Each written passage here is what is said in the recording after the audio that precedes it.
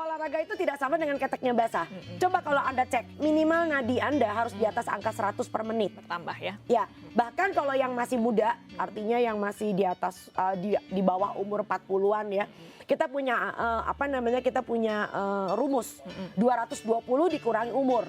Jadi kalau umur kamu 40, maka yang kita harapkan nadi kamu sekitar 180 itu bisa maksimal, tapi itu maksimal. Udah duduk begitu banget. Jadi kalau misalkan ada tante-tante nih umur 60, jalan pagi keliling komplek, nadinya cuma 70-90. Kurang capek tuh berarti ya? Ya itu mah namanya Lady Di lagi ronda.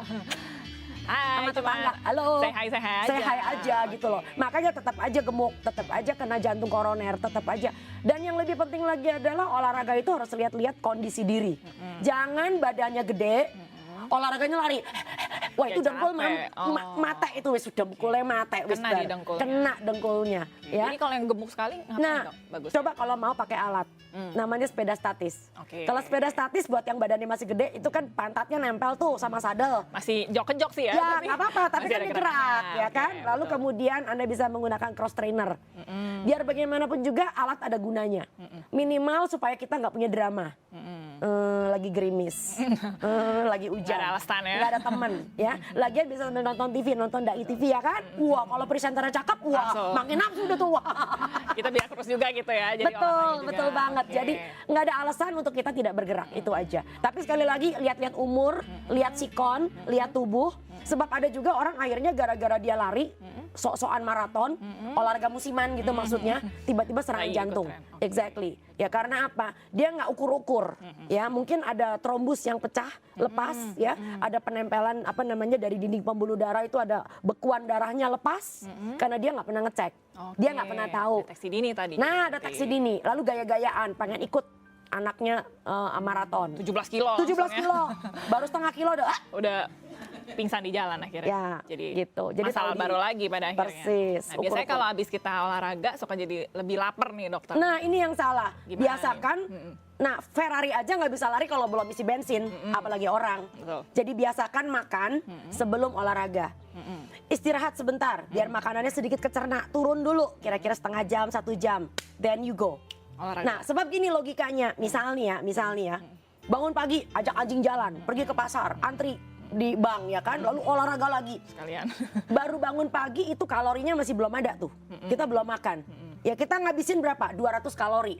Habis gitu makan gila-gilaan, ada lontong sayur, balas dendam, ada lontong sayur, ada bakmi, ada kue tiaw, nambah 1000 kilokalori. Waduh, yang keluar apa? Tahu nggak kenapa kita jadi gede? Ya kan, jadi hitung aja matematikanya. Ya, bukannya defisit malah jadi surplus. Karena tadi balas dendam itu. Exactly ya. gitu. Jadi biasakan makan dulu. Habis makan yang benar, makanya yang penting bangun pagi adalah sarapan. Ya, bukan lari sama anjing. Jadi bangun pagi, sarapan dulu. Isi bensin dulu. Isi bensin dulu. Nah, nonton Dai TV dulu ya kan. Dicerna dulu soalnya. Cerna dulu sambil makan, nikmatin hidup ya kan. Lalu kemudian udah kira-kira makanannya turun, yuk kita jalan. Ya, atau kita menggunakan alat pakai sepeda statis whatever. Oke. Karena masih harus kena matahari pagi, bangunnya harus lebih pagi lagi berarti. No, matahari pagi yang terbaik adalah jam 10. Oke. Banyak orang suka nggak ngerti. Kenapa? Exactly. Ya. Makanya itu gunanya ilmu pengetahuan tiap kali selalu ada perubahan, selalu ada updates. Di bawah jam 10 yang masuk ke permukaan bumi itu gelombang matahari yang terpanjang namanya ultraviolet A. Kita nggak butuh yang A loh. Justru nggak butuh. Ultraviolet A menyebabkan keriput dan kanker. Nah, kita salah. Ya, yang kita butuhkan adalah ultraviolet B. B itu gelombangnya sedikit pendek. Nah, kabar baiknya kita di Katulistiwa nih. Banyak orang Indonesia mestinya bersyukur. Kita nggak di Jerman. Dan jam 10 tuh udah ada. Jadi mataharinya kan harus naik sedikit ya kalau dia memang gelombangnya pendek. Dan jam 10 udah ada. Dan jam 10 udah panas. Jangan jemur sampai gosong. 15 menit cukup. Yang masuk adalah provitamin D3. Ultraviolet B itu menghasilkan provitamin D3. Kulit kita berkelir nih, jangan diputihin kelihatan nggak bener. Justru yang berkelir ini Yahut nih. Yang berkelir ini membuat provitamin D3 bisa dirubah jadi vitamin D3.